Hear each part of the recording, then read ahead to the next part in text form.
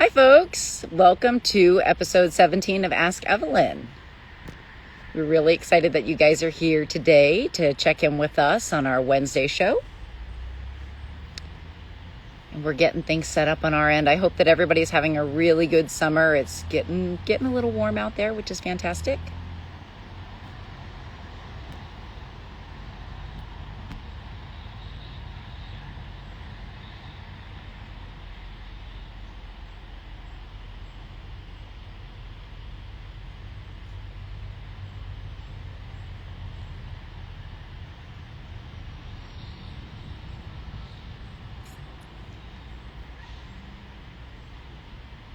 All right, folks, it looks like we're getting things rolling here.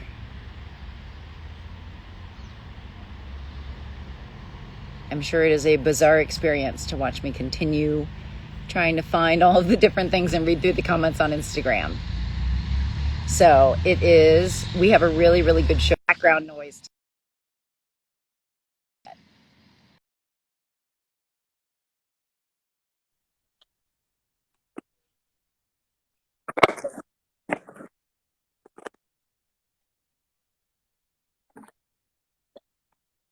Hey, how's it going, Becca? It's going good. How are you? Good to see you. Good to see you too. Can you hear me? Good. Yeah, a little choppy, but I think we're coming in all right. Okay. Let me turn my volume up a little bit. I don't know if Okay, that's going to help or not.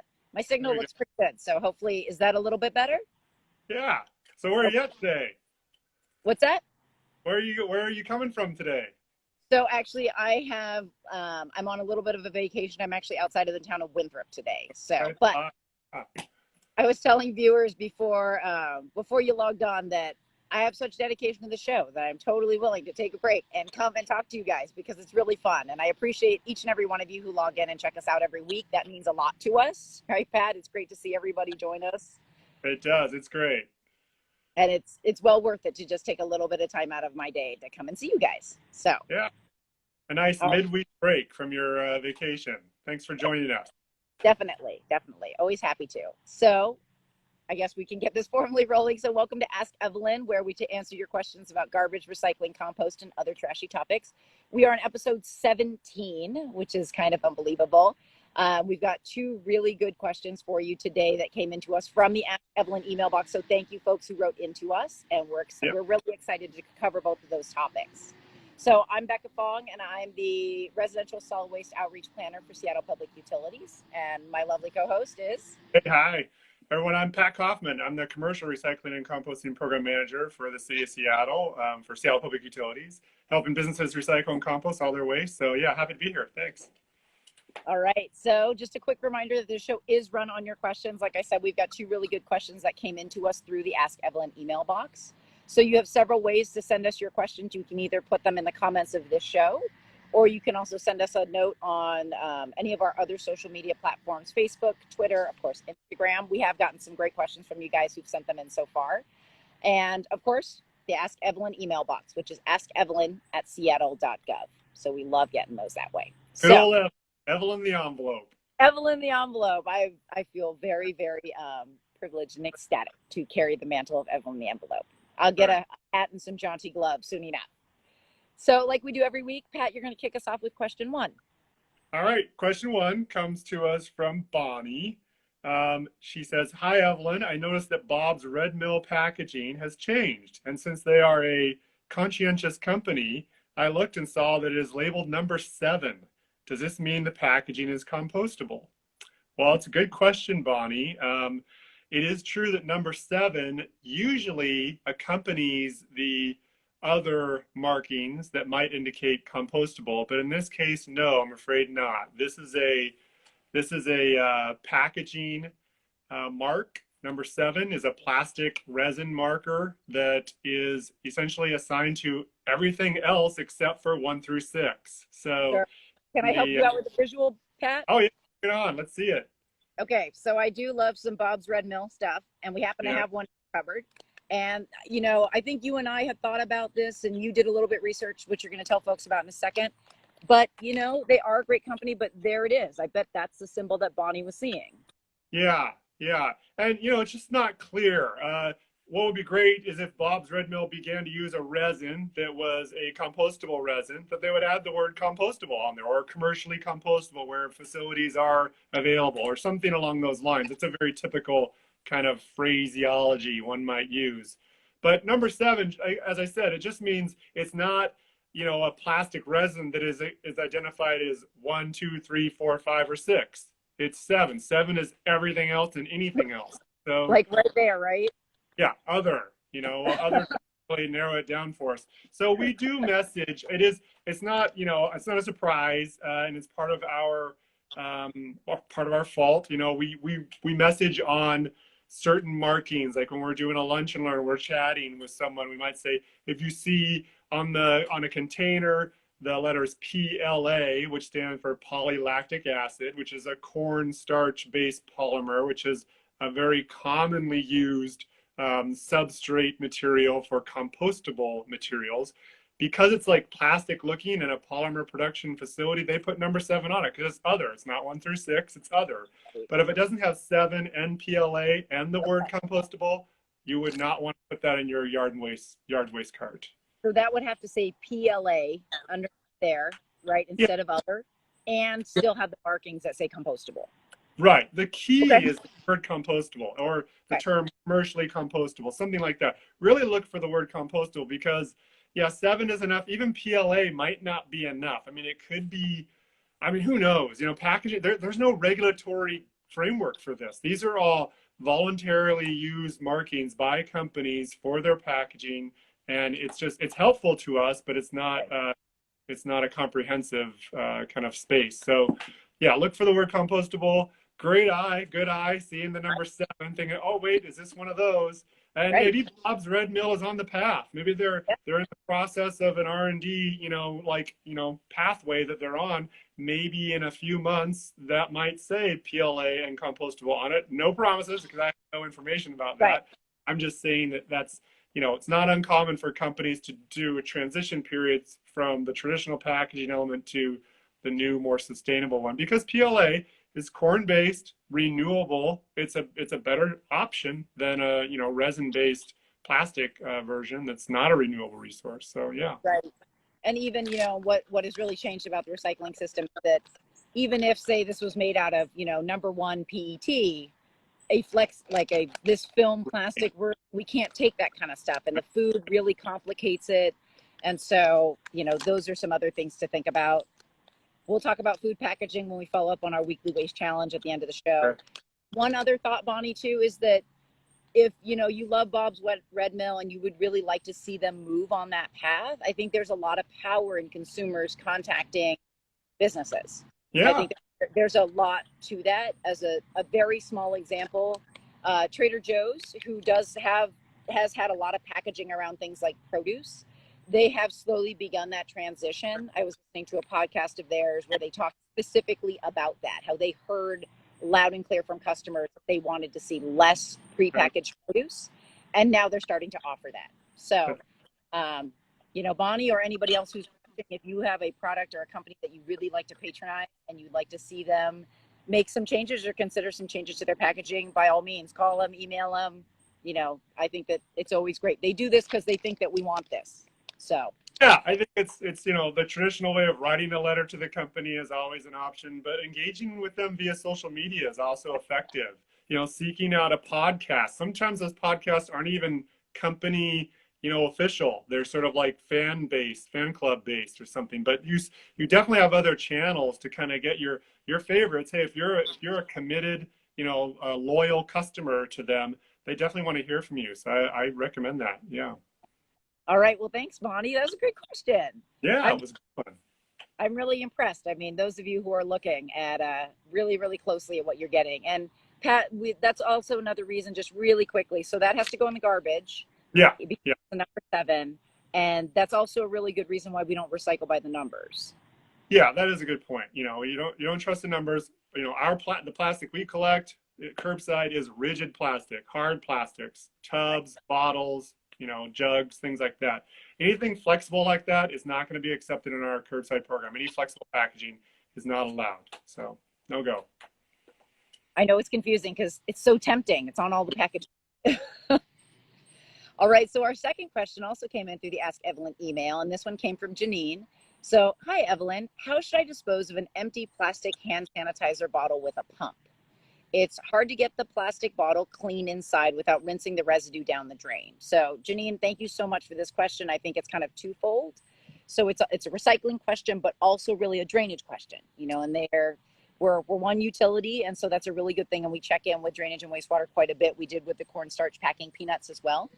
And, we're using a lot of these kinds of things nowadays, right? These are just, they're everywhere. This is in the car. You get out, you can just do a little squeeze and do that. And the plastic bottle itself, like Pat, you were just saying, rigid plastic. Absolutely. This bottle, good to go. This plastic pump top, unfortunately, has a lot of different types of plastic. There's the tube, there's this part, there's a metal spring, and then there's this kind of harder plastic. So this would have to completely go in the garbage because there's no way to sort that properly. Yeah, form the way it is right there, it is a garbage item.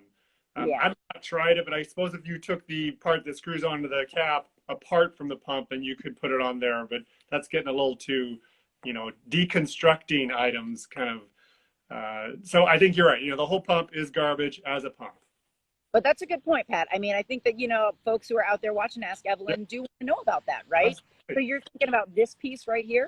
Sure. Yeah. I mean, that's essentially a cap. We talk about plastic caps are okay on plastic containers, right? So a water bottle, pop bottle, any of those, that's where it all started, right? It was the plastic bottles with the caps. We used to say caps off garbage. And loose caps, of course, are definitely garbage. So any kind of a loose cap that is smaller than the 3-inch diameter, we would want to say is garbage.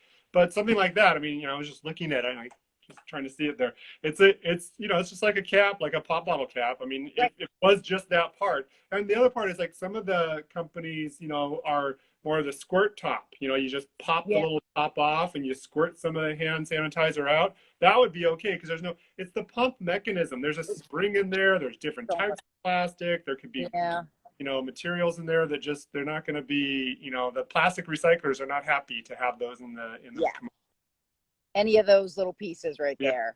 Yeah, they don't want those. Okay. So that's great. I think that, I think our viewers do want to hear about, being able to divert as much as possible that little cap. I've never tried to disassemble that though, Becca, so I maybe shouldn't have gone there. But, I don't want someone to get hurt trying to take their cap away from their pump. But anyway, the idea is that if it were to be removable easily and one could do it safely, then you could put it back on there. So the other question about the residue, do you want to touch on that? Yeah, definitely. Hey, viewers, if you do take this on, let us know about it. Yeah. The residue. So obviously I've got a ways to go on this, but we did reach out and we found that, if you're going to rinse this out and put it down the drain, it's just, it's alcohol and glycerin is really what hand sanitizer is. Glycerin is one of the main ingredients in soap. So I think it is fine to just fill that with water when you've gotten all the hand sanitizer out of there, give it a little swish and pour it down the drain. Make sure that it's pretty much dry before you go and put it in your recycling cart, and then you're good to go. So, Janine, bottle, go ahead, give it a rinse, pour that down the drain. That's not going to hurt anything. Really good looking out, though, for your pipes. And anybody, you can generally throw the pump top away. If you want to get some extra credit Ask Evelyn points, you can take that top off and screw it back on. And some more extra credit would be give gravity a chance too. At some point, the pump is no longer, functional because it doesn't quite reach the very bottom residue. So tip it upside down, just on the counter or on a plate or something, and then you can just pop a couple more, applications probably of your hand sanitizer as needed in a couple of turns. So, that's true for ketchup and salad dressing and all kinds of things. So let gravity be your friend, get the last bit of your product that you bought, and use it all up. Absolutely. Absolutely. I always appreciate that reminder. It's like good to the last drop, people. Absolutely. All right. So Janine, thank you so much for that question. I really appreciate that. I think it's really good. I think a lot of these things are coming to our lives nowadays. So they're kind of unavoidable. It's really good to know, like, as we're buying small amounts of things, how we can divert as much of that material into the recycling or compost stream as possible. That's right. But also conscientious. So now we're at the part of our show where we get to the weekly waste challenge. And this is our last show of July, where we were following up on themes for Plastic Free July. And last week's challenge was trying to figure out a way to use less plastic food packaging, especially nowadays. I feel like I used to occasionally buy bulk foods, and so you could kind of bring your own containers if I would remember. But now a lot of stores who still carry bulk items are pre-packaging stuff for you. And that's just a safety precaution. Yeah. So, Pat, you and I have kind of talked about this. Do you want to talk about a way that you found to minimize your plastic food packaging in the time of COVID, or just Well, in I general? think with like produce department items, trying to purchase carrots that aren't in a bag or something like that. Maybe looking. I think the bulk food is still an option. I mean, I think they still have the where you pull the handle and it drops into your Yep. container. You can still do that. It's just the scooping version they're not into. So trying I'm to not the scooping version. yeah, right, right. So I think just looking for the packaging where maybe you don't need the single serve, size package items. If you can buy your cheese in a big block rather than, the small containers, little bags of shredded cheese. I mean, come on, you can shred your own cheese. I mean, there's a lot of little choices we make. The convenience, consumer convenience versus the kind of packaging proliferation is what happens. Every once in a while I see on social media, some of the other recyclers out there will post like there was someone who posted carrots were individually plastic wrapped, and I don't think carrots it's a root, what do you call it, a root of something? It's a It's a root root based. vegetable. Like Yeah. it So nature has made it to be stored on its own. yeah. Now I know that there's like a zucchini wrap or there's other wraps in the produce department that give the item a longer shelf life, right? Sure. So in the big picture of food waste prevention and kind of, preserving the food for as long as possible, there are some mini wins in certain periods of the production to consumption line. But something like a potato or a carrot individually wrapped really is not necessary, and it was kind of a weird post that I saw. So just, that's an extreme, but just looking for those things, in your shopping trips that are like less packaged is the idea. Sure, totally. And so what I did this last week is, I certainly have tried to transition over from like the 2 pound bag of carrots to, picking up individual carrots, or the 5 pound bag of potatoes, just picking up 20 potatoes. I'm like, that guy can take 30 more seconds to pick the potatoes. Right. But I think that, when you and I were talking about this a little bit earlier, was that um, sometimes it's cheaper, right, to buy it already Yeah. pre-bagged, and that can be a very big privilege, right, to be able to Right. spend a little bit of extra money to buy individually sourced pieces. So I Sure. think that I wanted to acknowledge that's we're all about people just trying what works for them. But one lesson I had was I usually buy garlic in the little netted bag, and I'm like, do I really need to buy the bag of netted garlic? But it was cheaper. I've always thought it was cheaper. And what I actually did was I went, and there was bulk organic garlic, and I can't remember how much it was. And then there was the netted bag of garlic. Yeah. Weighed both of them to see what the price Right. difference would be. Because of this weekly waste challenge, it just made me a little bit more aware. I was like, I wonder how much more it's going to be. And as it turned out, the organic bulk garlic was cheaper than the conventional plastic netted bag garlic.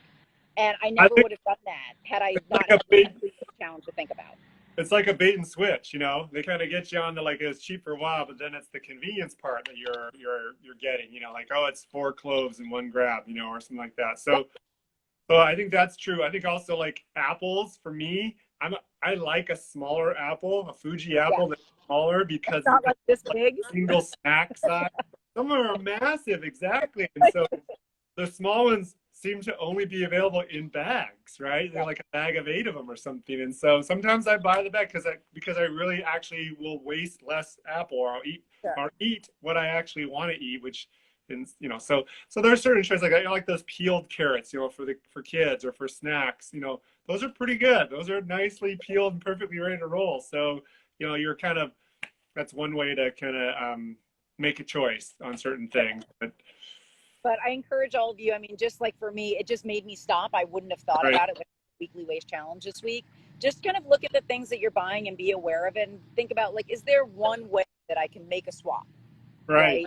Like we were And then, talking about bread as well, right? Remember right, the idea of like, I mean, a bread bag is like everybody, that's like what everybody uses, bread in the bag. But there are the bread products you can buy in the paper sack, right? Right. From the local kind of regional bakery. But that's a pretty expensive loaf of bread. Yep.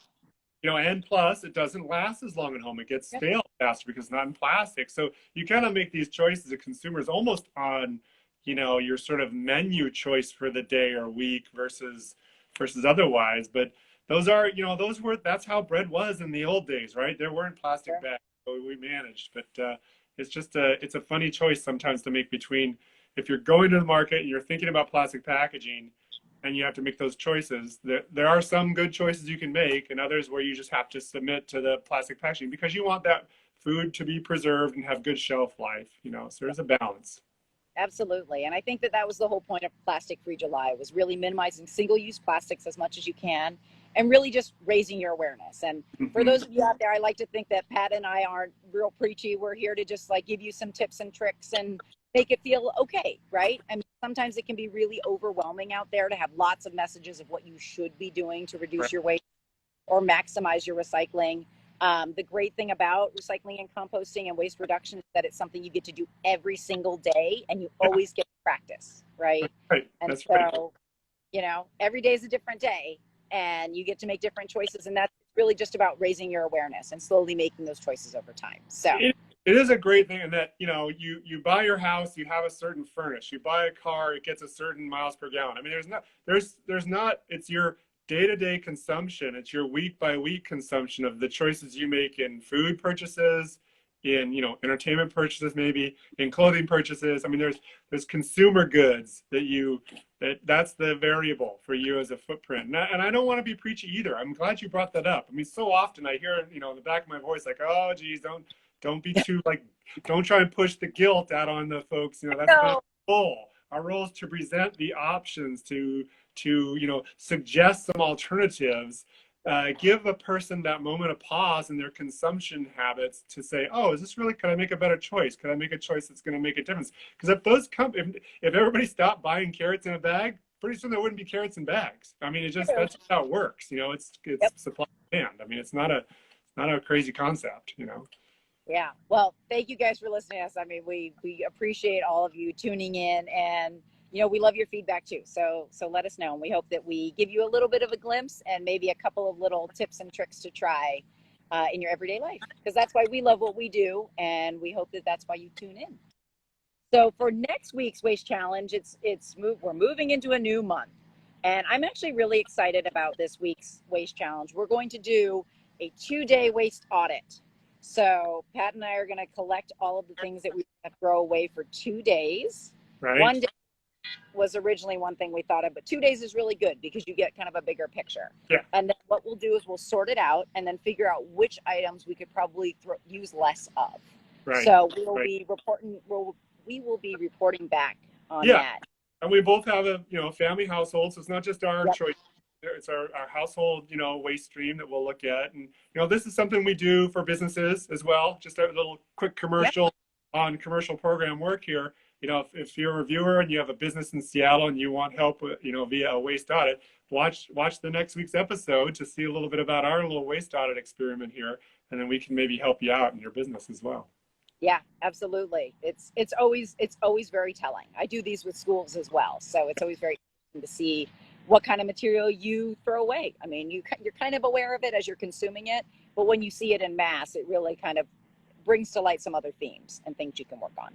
So thank you guys so much for tuning in. It's great to see all of you who've joined us in the feed, and those of you who are watching us after we are live, thank you so much for watching this episode. This was episode 17. I can't believe we're on episode 17, Pat. It's been fun. It's been really fun. So thank you so much for tuning in. And remember to send us a question and tell at least one person about us. And we will see you next Wednesday at 11:30 for more trash talk. And we hope that you find this as useful advice from your utility. And with that, I'm Becca Fong. And remember, life's simpler with less stuff. And I'm Pat Kaufman. Remember to recycle right. All right. Take care, folks. We'll see you next week. See you. Have a good week. Bye. Bye-bye.